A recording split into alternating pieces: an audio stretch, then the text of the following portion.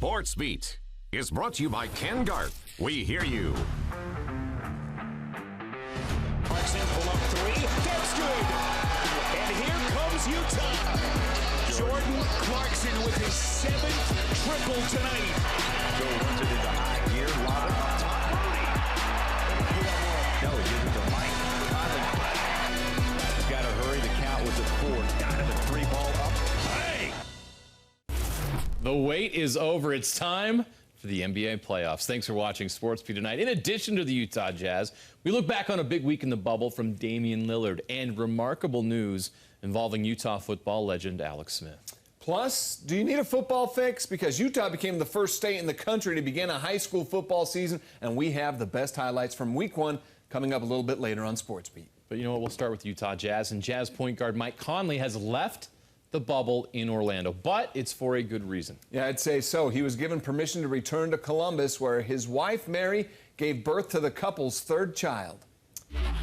Mary and Mike shared these photos on Instagram. It's a boy! Elijah Michael Conley. The family now has 3 kids, all boys.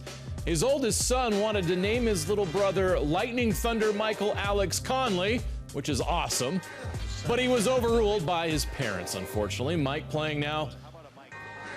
Actually, let's go now to the basketball perspective of this story. What does this mean for the Utah Jazz? Well, now that Mike has left the bubble, he must be tested daily for COVID-19 and return negative tests before returning. If he does, he must be in quarantine for 4 days upon his return to the bubble. So Conley will miss at least Game 1 and Game 2 of the first-round series with the Nuggets, so the team must adjust to having a player from the rotation unavailable. Sound familiar? The latest challenge for a team that has dealt with their share this season. Well, the Jazz, they knew before going to Orlando that this was a real possibility. So when they were hit with the news that he had left, it came as no real shock. In fact, his teammates were very quick to share messages of love and support on social media and to the media for Conley and his family. It's one of those things. It's much bigger than basketball. Him being there with his family and Mary is priority number 1 right now. And like I said, we 100% support that. And like I said, when he's ready to come back, we'll obviously have him back with open arms.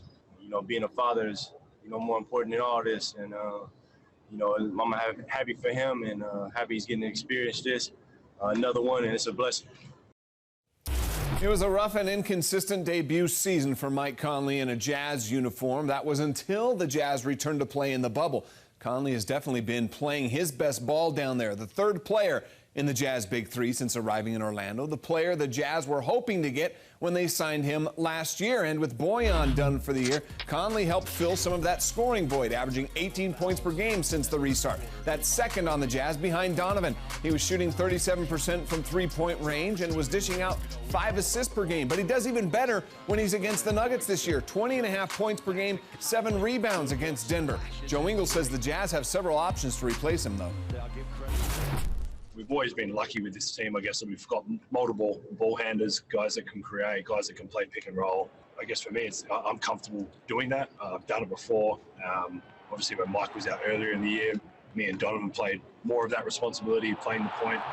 I'm sure you'll see, as with Mike here, you'll see tons of guys bringing it up, getting into actions, and I'll be a part of that as well. Even more responsibility will now fall on Donovan Mitchell. He's just 23 years old. He's just in his 3rd NBA season, but he's still seen as the leader of the Utah Jazz team, despite being surrounded by veterans. The All-Star has more playoff experience than most 23-year-old NBA players. He'll be playing in his 4th playoff series. His performance in the 2018 playoffs against the Thunder was remarkable. He knows what it takes to win in the playoffs, and that experience will help him be a leader against the Nuggets. I think the biggest thing for me is just, like I said, being able to lead. Obviously having 2 years under my belt, I don't have the most experience on the team, but, I have a good amount, obviously playing 2 rounds and then obviously had a shaky series last year. So for me, being able to lead, but also being able to learn. I think he's a terrible leader and he hasn't grown at all. I think he's still really immature. I think he's with his age and his drive to get better, he's just going to keep getting better and better. The leadership and the vocal stuff is continually got better over this time as well. Joe never misses a good opportunity to get one. The Utah Jazz haven't been the higher seed in the first-round playoff series since 2001. And they lost that series to a young Dirk Nowitzki and the Dallas Mavericks. So being an underdog in the playoffs is nothing new for this franchise. You know, we a good team, a great group of guys that we have put together here. We ain't playing into the underdog or none of that, whatever they saying we are, but I know we gonna come out here and compete. And I know we can compete and win. So definitely I don't feel like we are underdog, and I don't think that's the mindset around any of the team. Switching over to college sports, when the Pac-12 announced early this week that they would be postponing all fall sports through the remainder of the calendar year, it was met with varying responses from players, coaches, and athletic directors throughout the conference. For the Utes, Coach Kyle Whittingham said he was disappointed for the fans and his players, but he respects the guidance of the Pac-12. His quarterback Jake Bentley said it was not the decision they wanted, and receiver Samson Nacua added that his heart is broken by the announcement. Not having football this fall also has a huge economic impact on the U's athletic budget. Mark Harlan says the school will lose tens of millions of dollars without football. Candidly, we believe it's anywhere between a $50 to $60 million loss. Could be more depending on various different elements on a $91 million budget. So we understand that that is going to cause us to have to make some very difficult decisions. Utah offensive lineman Nick Ford had some of the strongest opinions in the entire conference. Ford is the Utes spokesman for the We Are United movement in college football. He was a guest on KSL Unrivaled with Alex Kirry and Scott Mitchell this week and said that he lost all respect for Pac-12 Commissioner Larry Scott in the way that he responded to Ford's concerns in a Zoom call the week before. You know, I'm supposed to have a lot of respect for both of them, and I do for Mark Harlan. He's a great man. But, you know, I have no respect left for, you know, Larry Scott after saying that remark to me. It's completely disrespectful and uncalled for in a business-like environment. And I personally don't think he truly wanted to give us the time and day. You know, it took a while for him to come and talk to us. And then when he finally talked to us, it didn't really seem like he addressed what we were talking about unless it was met with, you know, an attitude or a remark. All right, let's get to the play of the day. This is courtesy of the Chicago White Sox. They're half of the fifth inning. Sox up 1-0 when the hit parade begins. Yohan Moncada makes it a 4-0 ball game with a 3-run shot to right. Next batter, Yasmani Grandal hits his first homer of the season, and the White Sox have a 5-0 lead. Next batter, Jose Abreu. 372 feet. It's just enough for a third straight homer. Next batter, another one. Eloy Jimenez, back-to-back-to-back-to-back home runs, done with 2 outs in the inning, all of them off Cards pitcher Roel Ramirez, who only lasted 2/3 of an inning. His ERA, 81.00. Whoa, Sox win 7-2. Is that bad? It's not great. The Astros have become the team everyone outside of Houston now loves to hate. Well, if you're one of the haters, you won't like how their game with the Mariners ended Sunday. Deep to right field, got a chance. Ball is gone. Kyle Tucker calls game. A 3-2 win. Astros sweep the series. They've won 4 straight. Well, Alex Smith is a walking miracle. A bacterial infection in his broken leg almost took his leg and his life. Just saving both is enough to be grateful for. But another miracle took place on Sunday. Alex Smith was cleared to return to football activity and the Washington football team. On Saturday, Alex celebrated the news with his wife and kids. How cool is this? Then on Sunday, this happened. Yes, Alex reported for work. He participated in practice. Who knows what is next for Alex Smith, but I can't wait to find out. What a story of perseverance, courage, and determination. Where did you come from, baby? And ooh, won't you take me there right away? Won't you, baby? Tenderoni, you've got to be. Start my name to sugar. Don't you know now is the good time. Rookie hazing takes many forms in the NFL, whether it's bad haircuts, carrying the vets' pads back to the locker room, or in this case of the Colts newbies, an a cappella performance. Former Ute Julian Blackman, though, just crushed it. Did you hear those vocals? All right. Up next, the best of week 1 of the high school football season. Said I ain't come here to waste my time. From a 61-point game to leading the Blazers into the playoffs, we look back at a week to remember for Weber State legend Damian Lillard. They clear it out. Danley to the base left. Spin it back to Ricky. To Griff. Three-pointer, no. Base right to throw. Shot up. Yes! The Jazz take the lead. And we look ahead to the Jazz playoff series with the Nuggets by taking a look back. The greatest moments in Jazz Nuggets playoff history, from the 80s to the 90s to 2010. There's a lot of good ones. You don't want to miss it. We'll take a look coming up next.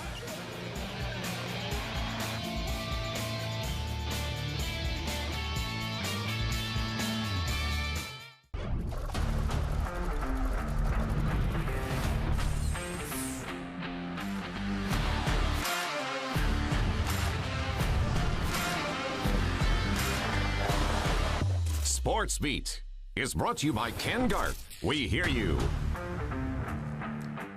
The best player in the NBA restart in Orlando has been Damian Lillard. The Weber State legend averaged 38 points in 8 games in the bubble. That includes a 3-game run of 51, 61, and 42. He then led the Trailblazers to a playoff spot with a win over Memphis, where they'll face LeBron and the Lakers. Here's a look back at his incredible 9-game run. Lillard, game time for the tie. No good. Patrick Beverly, I sent him home before at the end of a game. The reason they reacting like that is because of what they expect from me, which is a sign of respect. I'm not offended by it. If anything, it should just tell you how much it hurt them to go through what I put them through in those situations previously. When I first came here, I said, I ain't come here to waste my time. Oh, my gosh! Ridiculous! Damian Lillard! Damian Lillard. Dame floats it up. Dame tries to draw the foul, but gets the 3. Damian Lillard. Lillard, step back 3, ridiculous. And they get you in foul trouble. Oh! And Dame.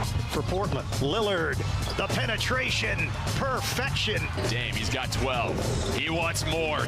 Damian Lillard! Job still ain't done, but you know what I'm here for. Dame, the bucket. Dame wants another 3. That's what we're here to do. As Dame unloads. And oh, here he goes. Dame from Kissimmee, Florida, nails that one. Back to Dame. Dame will try another deep 3, and Damian Lillard. Crazy. Dame working through a forest of Maverick defenders. Right hand on the left side of the glass once again. Dame's got 25. Here's Dame, 4 assists already. Tough 3. Good! They don't turn the ball over a lot. Oh, and 1. Dame, he'll get a look at 3. So the Blazers get another 3 to fall. They're going to have to make an impact. God damn! You hear the audio. 8:45 left. Dame with yet another 3. This man is danger. Is he feeling it? Yes, sir. Damian Lillard with a triple. Damian Lillard, 61 points, and Portland is in the driver's seat. I told you when I first came here, I said, I ain't come here to waste my time. That's what we're here to do. Job still ain't done, but I said, you know what I'm here for. We trying to get in. Our work ain't done yet, but we fighting for it. Well, the Jazz don't have the same playoff history with the Nuggets that they have with, say, the Rockets and the Lakers. But there are some memorable moments from their 4 previous playoff meetings. Yeah, from their first meeting in 1984 to the Jazz upsetting Carmelo and the Nuggets in 2010. Here are the 5 most memorable moments from the Jazz Nuggets playoff series of the past.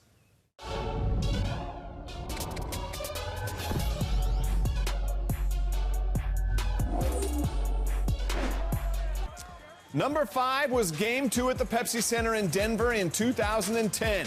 Darren Williams playing like the all-star that he was in that season, pouring in 33 points and handing out 14 assists in the game. Carlos Boozer also loomed large with 20 points and 15 rebounds. The Jazz won that game by 3. They went back to Salt Lake with the series tied at 1 each. Fisenko. When Paul fouled out, I realized that my heart is somewhere like in my heels. I was like... That's right, Fisenko. Against all odds, the Jazz dominated Carmelo Anthony and the Denver Nuggets in Game 4. Carmelo had 39 points and 11 rebounds in Game 4 in Salt Lake City, but Pharrell Fisenko was an unlikely hero in this game in the series, filling in for the injured Mehmet Okur and the fouled-out Paul Millsap. The Jazz won Game 4, 117-106, to take command of the series with a 3-1 lead. They clear it out. Danley to the base left. Spin it back to Ricky. To Griff. Three-pointer, no. Base right to throw. Shot up. Yes! The Jazz take the lead. Game 4 in the best-of-5 series in '84. Adrian Dantley made 12 of 20 shots, scored a game-high 39. Darrell Griffith had 26, and the rookie Thurl Bailey made the game-clinching jumper, 2 of his 17 at McNichols Arena, to send the series back to the Salt Palace, where the Jazz would then win and advance to the next round. I didn't see him walk across the baseline. I just heard him whenever I turned around, and he was hollering at me a little bit. This was bizarre. The Jazz Nuggets series in 1994 had all kinds of drama. After going up 3-0 in the series, the Jazz lost 3 in a row, starting with Larry Miller losing his cool in Game 5, first leaving his courtside seat to yell at Jerry Sloan to take the struggling Karl Malone out of the game, and I cleaned all that up. Then there was the incident with a Denver Nuggets fan that spilled into the stands during halftime. Larry had to be restrained. He would tearfully apologize days later. And our #1 moment between the Jazz and Nuggets in the postseason came in Game 7 of that '94 series. Karl Malone scoring 31 points, 14 rebounds, and of course he serves Dikembe Mutombo with a taste of his own finger-wagging medicine. The Jazz win the game and the series to advance to the Western Conference Finals. What a playoff series that was. Good memories. All right, time for this week's archive. And this week we travel back to 1996 when the Macarena, for some reason, was America's dance craze. Yeah, you couldn't go to a big league ballpark without that tune being blasted over the public address speakers at least once during 9 innings. One of the most haunting songs in the history of my life. I went to bed humming this song. I woke up singing it. Yeah, Joe Buck hated it, but on this day in 1996, the Yankees decided to take it up a notch, setting a new world record for the most people doing the Macarena at once, beating the record by 13,000. Why was that necessary? Even pulled up at the finish line. All right, rivalries, upsets, and downright domination. We've got the best of Week 1 high school football right after this. With Week 1 in the books, our Week 2 rankings are out at KSLSports.com. Corner Canyon still holds down the #1 spot in the Game Night Live Top 20. Lone Peak is #2. American Fork up to #3. Bingham drops to 4th after its season opener was canceled. And Orem rounds out the top 5. You want to see the complete top 20? Check out KSL Sports app or KSLSports.com. All right, with the start of a new season, we're starting a new segment on Game Night Live. We call it the Game Night 5. Yep, and each week we'll pick the top 5 plays of the week, count them down for you right here. So let's do it. The top 5 plays of Week 1. We'll start with this. How clutch was this in overtime? Colby White with the diving catch to keep Cedar alive. Jeez, they went on to beat Spanish Fork in double overtime thanks to this catch. Number 4 takes us to that Alta Skyridge game. Skyridge quarterback McKay Hillstead throws that absolute dime, and James Palmer makes the diving catch for the touchdown. Perfect placement, perfect catch. Number 3, Park City against Wasatch, and Carson Tabarachi doing his best John Beck impression. Wait for it, wait for it, wait for it. Troy Delabega, what a catch. Wasatch still won, though. Caught for the touchdown. All right, this may be the best catch of the weekend, offense or defense. Lone Peak linebacker Siale Tahi, my goodness, reaches up with the mitt. It's like Velcro's on the hand there. Just grabs it out of the air for the interception. He also had those 3 touchdown runs in that game, but the pick there, number 2 on our list. It's not often a touchback is a top play, but 2020 has been that kind of year. There's no explanation for how this play ended the way it did, but that's how it ended. The ball bounced around, and somehow Kern's Dominic Thornton ends up with the interception, and the Cougars win over Box Elder. All right, the state of Utah was in the national spotlight this weekend, playing the first football games in the entire country. And our state put on quite the show, a show that we've condensed down for you for this week's highlight reel. Have a great The monster matchup in Utah County. Lone Peak versus Timpview.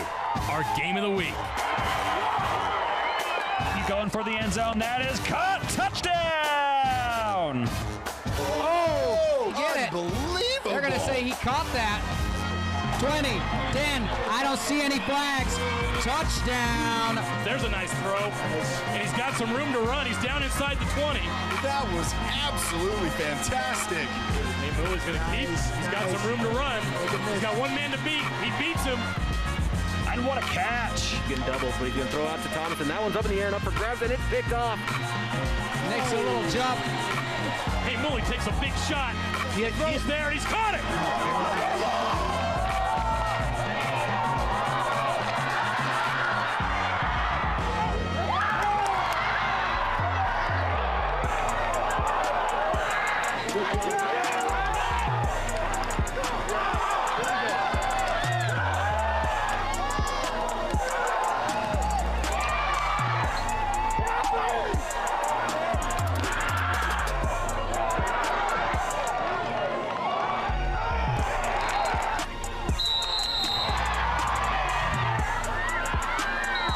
Still on his feet, cuts back in. Bail down the sideline. How on this planet?